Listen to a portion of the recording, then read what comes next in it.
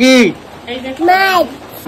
বিশাল আকৃতির একটি ইলিশ মাছ বাজারে দেখতে পেলাম এবং নিয়ে আসলাম। এটি আজকে ভেজে খাবো এবং জাল দিয়ে খাবো। যাই হোক, আমার আম্মা এটাকে কাটতেছে এবং 2টা ডিম বের করলো। ইতিমধ্যে তিনি 4 টুকরা, 5 টুকরা, 6 টুকরা, 7 টুকরা করে ফেললো। 7 টুকরা মাছ এবং একটি লেজা, একটি মাথা। দেখতে পাচ্ছেন মাছের সাইজ। এরপর মাছগুলোকে জাল দিয়েছে। প্রচন্ড তেল বেরোচ্ছে এবং ঘ্রাণ তো অনেক।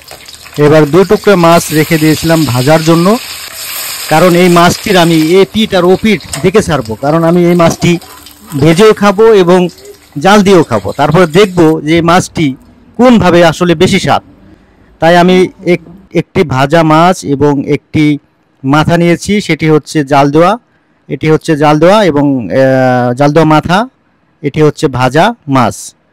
বন্ধুরা, এবার আমি খাচ্ছি এবং খেয়ে আমি আপনাদেরকে রিভিউ দিব যে আসলে কোনটি বেশি সুস্বাদু ছিল, জাল দেওয়াটি না ভাজাটি। বন্ধুরা, আমার কাছে মনে হচ্ছে যে আসলে দুটি পারফেক্ট, যে যেভাবে খায়। ধন্যবাদ সবাইকে। সবাই ভালো থাকবেন, সুস্থ থাকবেন। আল্লাহ হাফেজ।